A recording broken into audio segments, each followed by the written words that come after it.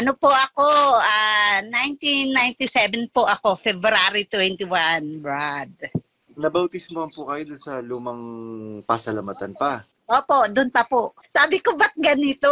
Nag-iba na lahat. Treasurer po ako. Naku, 15 years po ako katiwala. 15 years na katiwala. Ilang years po kayong treasurer ng lokal? Ano po?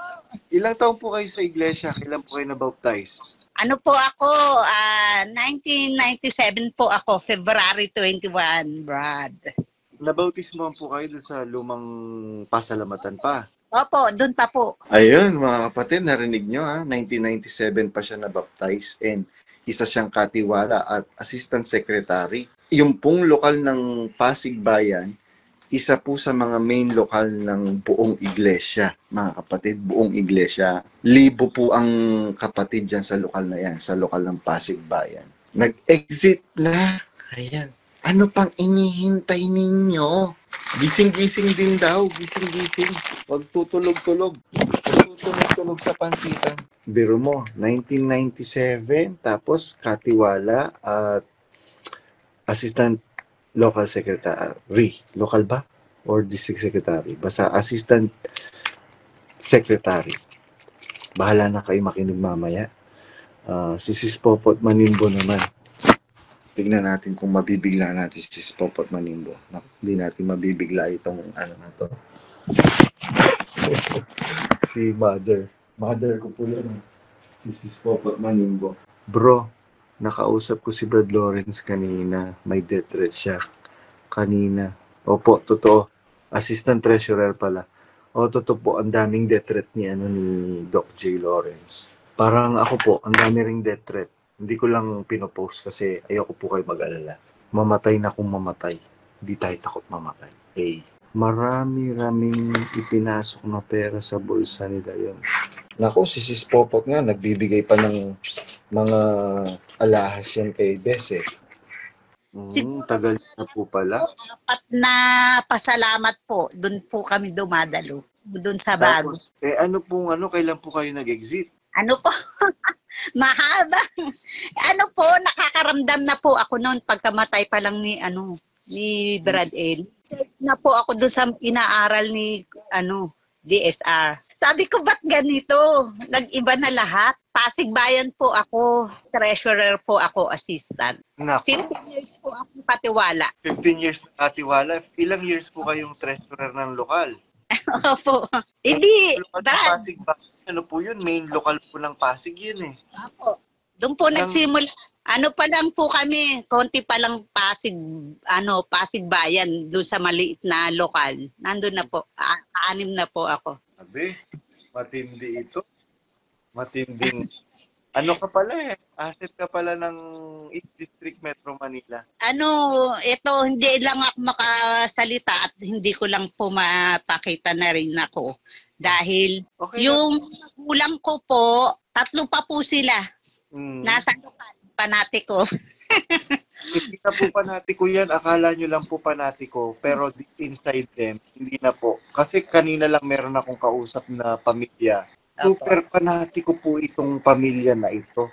At saka, araw-araw, yung pong mga magulang nitong bata na to, sila po yung isa sila sa mga araw-araw na kinakalabit ng mga manggagawa para sa mga tulungan.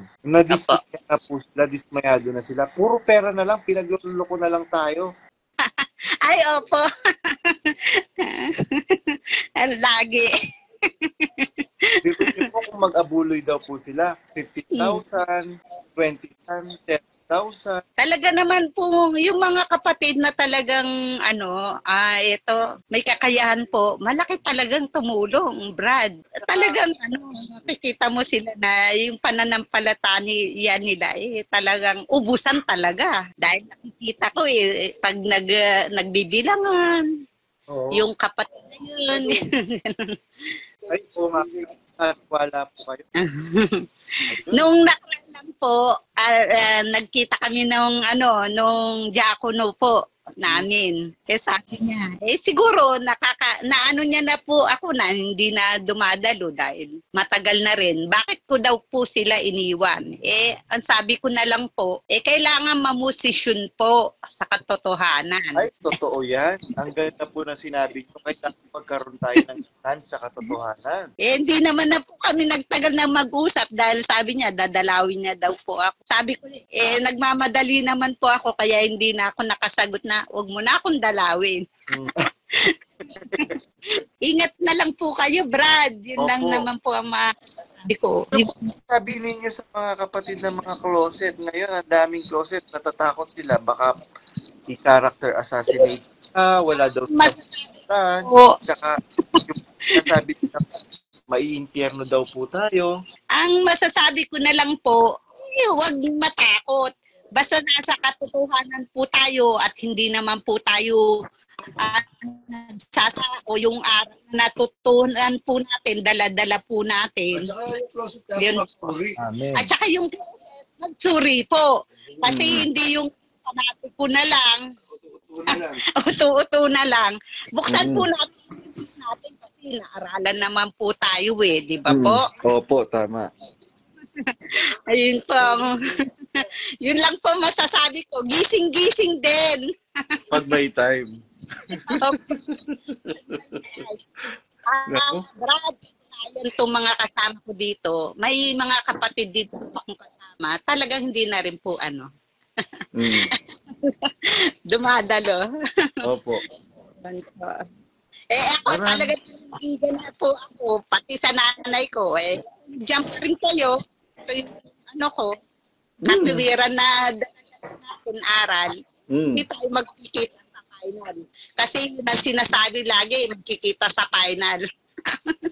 Ano po bang final ang nila? Final po ba ng basketball? Kasi puro sila basketball ngayon, di ba? Baka final ng basketball. Maimpyerno po tayo Ay, palagay ko po hindi tayo maiimpyerno. Naku, Ay, oo. palagay ko hindi tayo maiimpyerno. Opo, kain tayo. Hindi tayo maiimpyerno. Tsaka po tingnan nyo po ang focus nila. Bakit po ang focus nila? Opo, para malasa. Ang focus nila 1,000 years. Bakit sa 1,000 hanggang 1,000 years lang ba ang kaligtasan ninyo? Oo nga po Bakit hindi buhay na walang hanggan yung pagtuunan nila? Kasi alam nila hindi sila makakapunta sa buhay na walang hanggan. Yun po. Tama. Nako, Brad. Hoy, gising-gising. Ganun lang po. Ay, Ay, Brad, yun lang po masasabi ko mahirap ng dito pa yung mga nanay ko Opo, si Jack, maraming salamat po sa Diyos sa niyo po, pagpapaunlak. Dun sa short na niyo po marami na pong matatauhan diyan.